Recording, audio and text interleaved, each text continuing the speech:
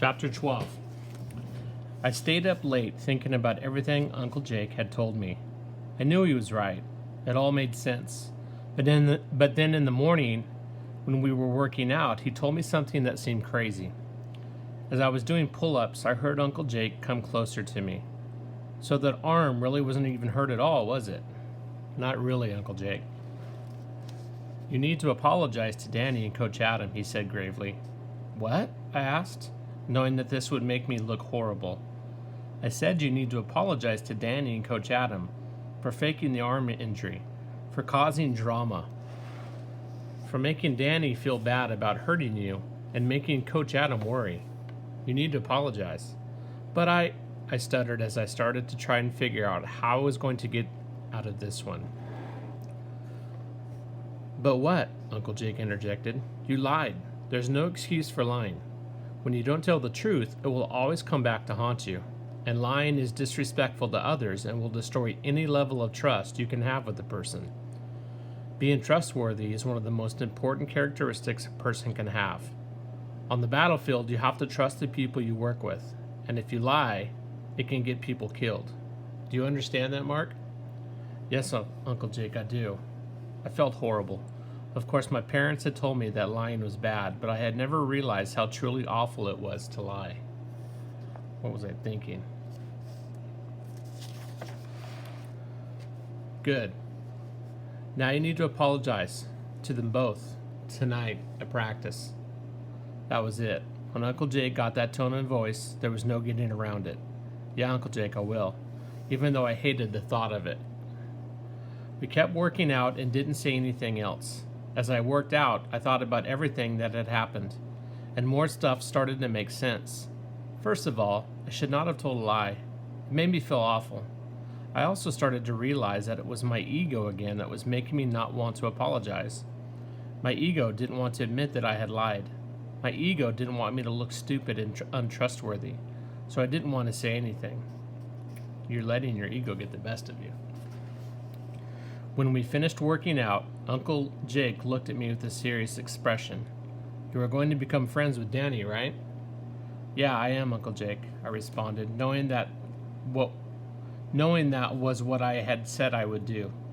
Do you know what makes people friends, he asked. They hang around with each other, I responded, thinking that's what made me friends with Nathan and Kenny. No, Uncle Jake replied, that's not it. Friends trust each other. To build trust, you tell the truth, even if it hurts your ego.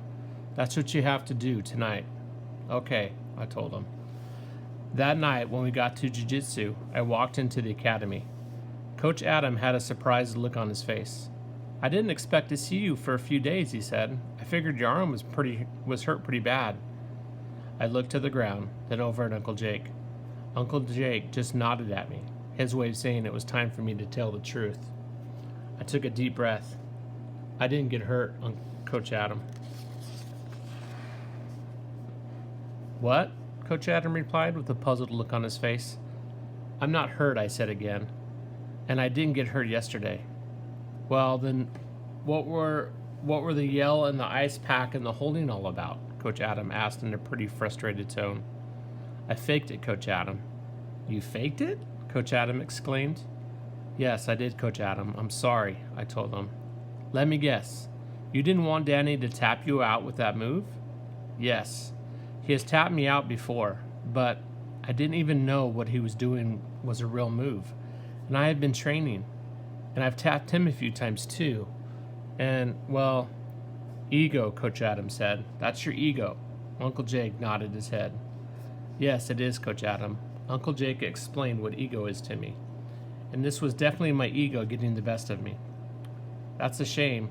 I hope you can put your ego in check, because if you and Danny train together and actually help each other, you will both get a lot better, very quickly. You need to be pushing each other, and you need to keep your ego off the mat.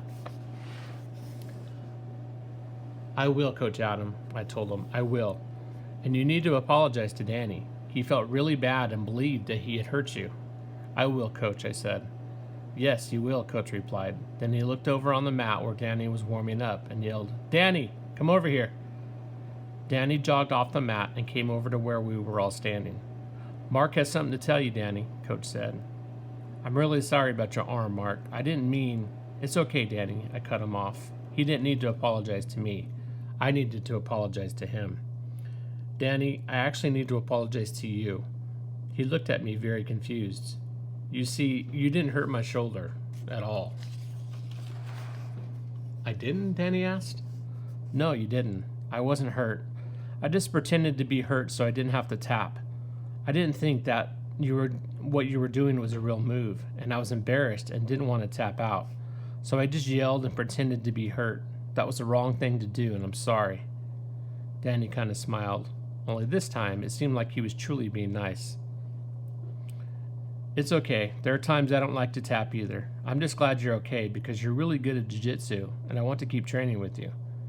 I was surprised. Danny was still being nice to me, even though I had lied to him and made him feel bad thinking he had hurt me. Now that I had started to understand my ego and get it under control, I realized how jealous I had really been of him, and I realized that he hadn't been a problem. I had been. Thanks, Danny. I'm really sorry, and I want to keep training with you. And I don't care if you tap me out or not. It will just help me learn. Uncle Jake smiled at me. That's exactly what I think, Danny said. All right then, boys, enough talking, Coach Adams said. Get out there and train. Danny and I walked out to that mat, shook hands, and started training. And even if I didn't beat Danny, I knew I was at least beating my ego.